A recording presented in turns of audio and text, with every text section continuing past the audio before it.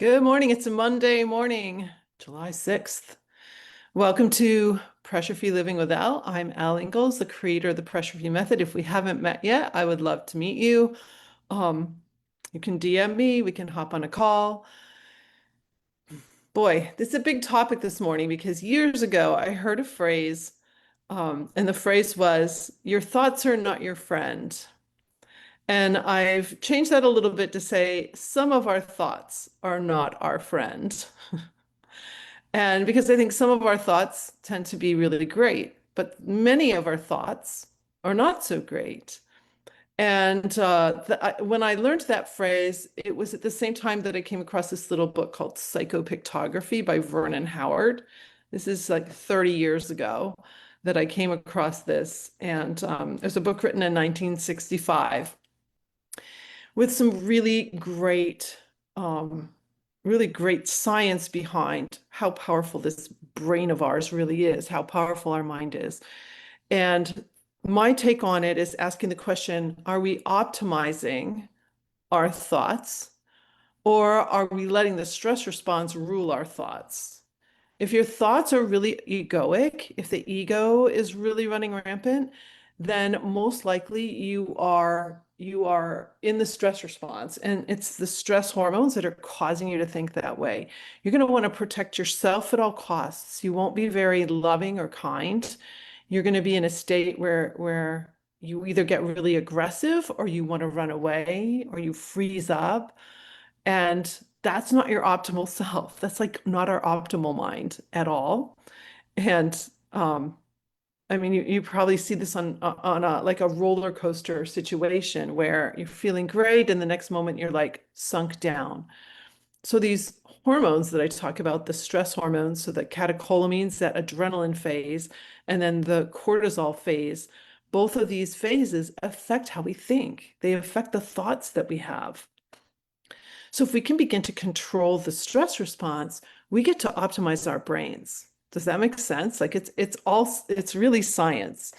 So I was giving a talk the other day and one of the thoughts was like, I want to see the science behind it. Well, this is the science behind it.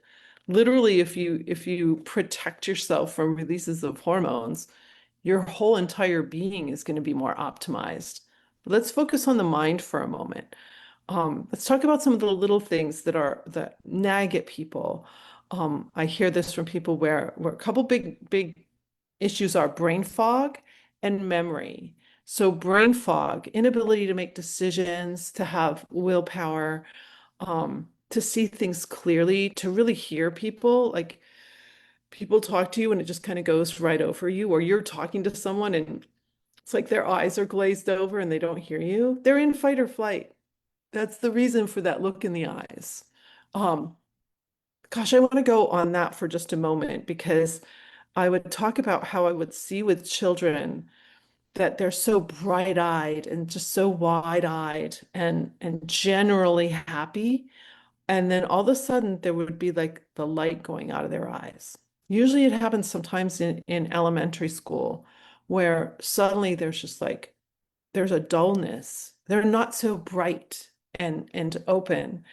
Um, and then as I've studied more and more about the stress response, that's also the same time that we start choking off and not belly breathing, but just breathing from our chest. So if you're a chest breather, means you put your hand here and you breathe and your chest is going up and down. You're doing most of the breathing here in your chest instead of allowing your abdomen to really open and like bellows breathe for you. If you watch a newborn baby, it's all belly. It's all belly. It's amazing. And so that gets choked off in sometime in elementary school, early middle school, or junior high, whatever you have there. Um, Sometime in that period of time, I used to coach middle school track and I would see that. I would see how only 9 kids out of 90 were actually breathing from their bellies. Most of them were breathing from their chests. So all this tension happens, the light goes out of our eyes. And what are the thoughts going on? In those years, we have a lot of peer pressure. We have a lot of thoughts that we're not good enough. We have a lot of thoughts that people don't like us and don't love us. There's just a lot going on that way for us. And if I step back and take a look and say, wow, if we can prevent the release of these hormones, will those thoughts get cleaner? Will they optimize? So in any given moment, what's the cool thing about being a human is we have conscious choice. We have choice. So in any given moment, when you notice a thought, you have choice. You can go into the thought, or you can say, wow, that thought's not particularly helpful. What do I want to do with that thought? So it can be really hard if you're in fight or flight to actually take that moment because you're adrenalized. You're just, these thoughts are just spinning. If you ever feel like your mind is just roiling and spinning, that's what's going on. And if that's going on for you, first of all, cut yourself a break. We're human beings. Stuff hits us. Stuff hit me the other day, right? Stuff hits us and we triggered this stress response. And so that's what's going on. But then we pile on. If you can notice you're starting to pile on because you have choice, even in fight or flight, you have choice. If you can notice the piling on, take that moment to settle your breath. Breathe out first, relax your belly, and then breathe in. Nice and slowly. I used to count seconds. I don't even count seconds anymore. I don't box breathe. What I do is make sure that I relax my abs to breathe in. That is a true secret to getting a longer, slower breath and to expanding more lung tissue. And the moment you do that, you settle your heart rate. So if your heart rate starts to roil up, you can relax that. So I often use my body to interrupt this roiling, this brain stuff going on. And then the next step is to ask yourself a question that powers you towards solution. I refer to that as an empowering question. So the quality of our questions really matter because our brain is a superpower when it comes to wanting to get answers. So it will search and search and search for answers to whatever question you give it. So if you ask the question, why can't I finish this? You're going to get all these reasons why you can't finish it. You're tired, the project's too big, you don't have enough time. I hear that so many times, like, I just don't have enough time. But actually, and this just is happening for one of my clients right now. It's so cool to see. She goes, I actually have plenty of time. She's seeing it now because her brain is in an optimized state. She can actually see that she has more time and she has authority over her time or agency over her time. She's choosing what to think. She's choosing what to do. Now that's optimization.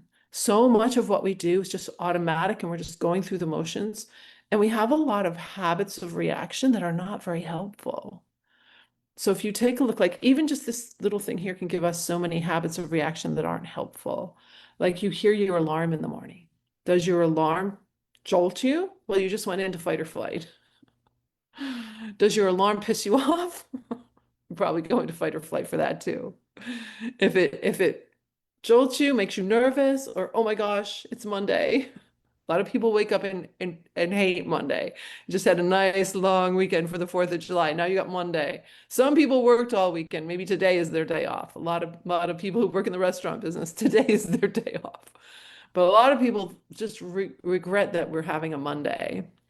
And so notice those first thoughts, first thing in the morning. That is going to set up your whole day. If you trigger fight or flight first thing in the morning, then you're going to be spinning in these hormones up on this roller coaster of up and down because you'll probably trigger again and again and again. You'll get out onto traffic and traffic will be slow and that'll make you angry. So it just keeps going and going.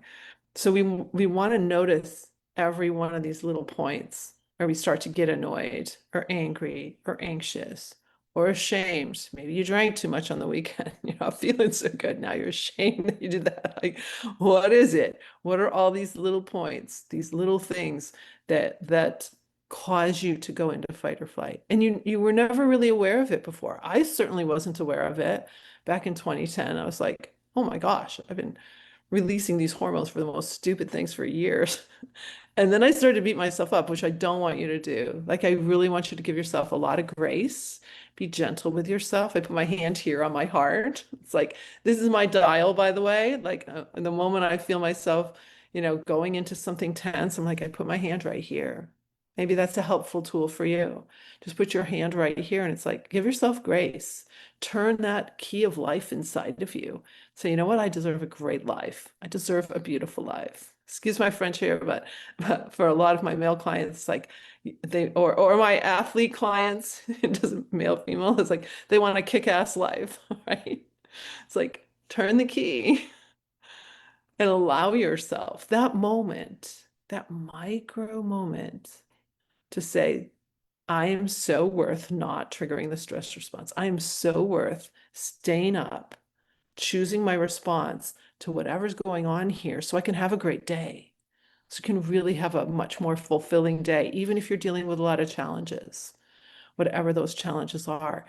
Honestly, you can have a great day at a funeral. You can have yes, you'll feel sadness, but you don't need to trigger fight or flight. You can actually really feel beautiful sadness. I think sadness is a beautiful emotion, actually, as long as it's not prolonged and moves into depression.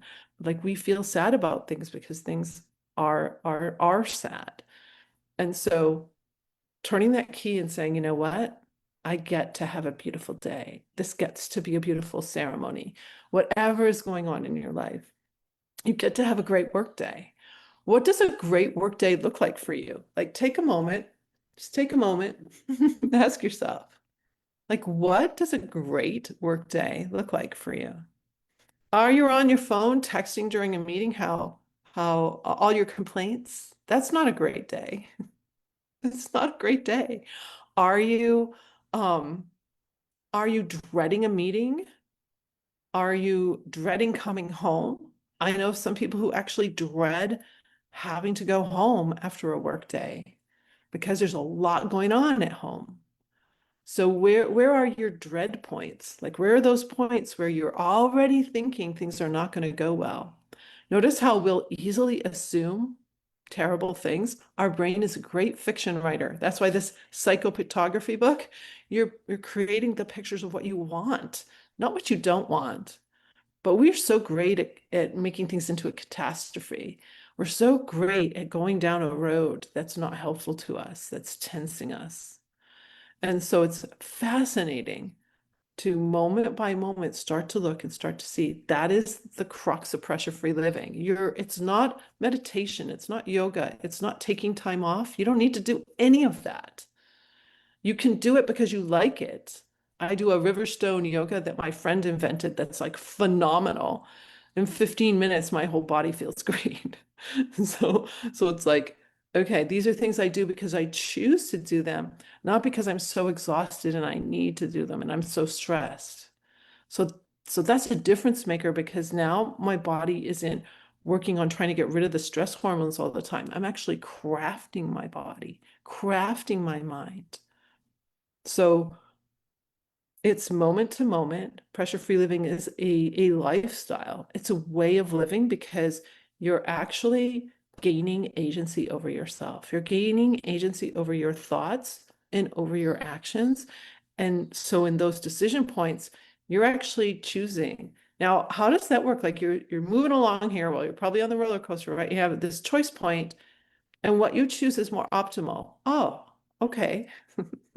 So then we come to the next choice point where you could get tense or not. Like, oh, you continually if you continue to play this optimizing game, that changes the game for you. That changes the game for every cell of your body.